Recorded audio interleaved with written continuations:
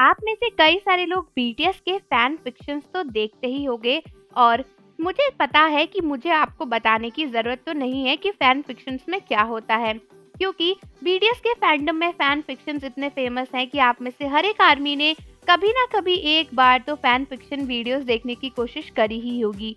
और आप में से कई सारे आर्मीज ऐसी भी होंगी जिन्हें फैन फिक्शंस बहुत पसंद होंगे और बीटीएस के चले जाने के बाद इस समय फैन फिक्शंस भी आप देखते होंगे।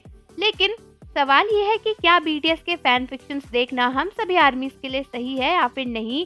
और दोस्तों, आपको क्या लगता है कि ये बात कितनी सही है और कितनी गलत है। लेकिन इस बारे में सभी आर्मीज के बारे में जानने से पहले चैनल को जरूर सब्सक्राइब कर लो और बेल आइकन प्रेस कर दो।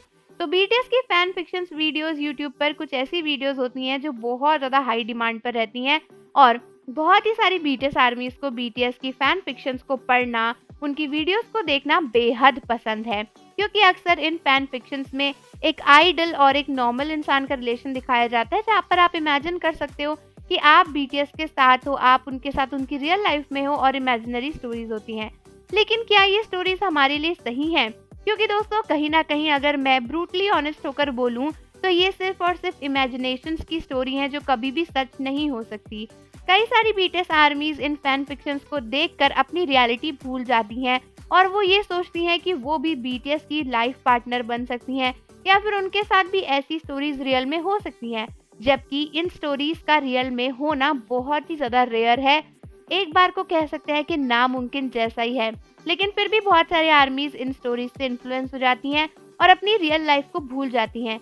कई सारी आर्मीज तो इन स्टोरीज से एडिक्ट भी हो जाती हैं और उनको इतना ज़्यादा पसंद होता है इन स्टोरीज को देखना कि वो किसी की रियलिटी सुनना ही नहीं चाहती, बस योर नेम वाले एक छोटे से हैशटैग के अंदर समाने की इच्छा रखती हैं।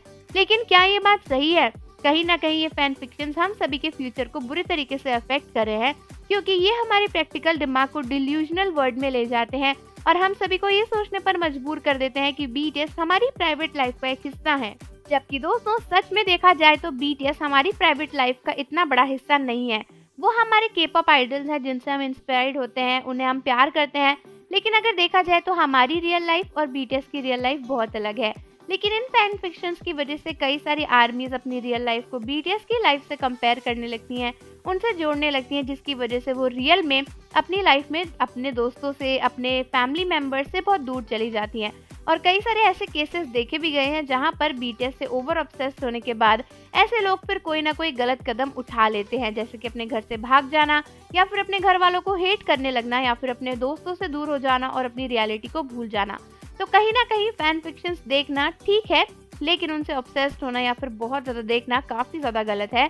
तो आप मुझे कमेंट करके बताओ कि आपको क्या लगता है कि बीटीएस के फैन फिक्शंस हमारे लिए सही है या फिर नहीं। और जाने से पहले चैनल को ज़रूर सब्सक्राइब कर दो, बेल आइकन प्रेस कर दो। मिलते हैं आपसे अगली वीडियो के साथ।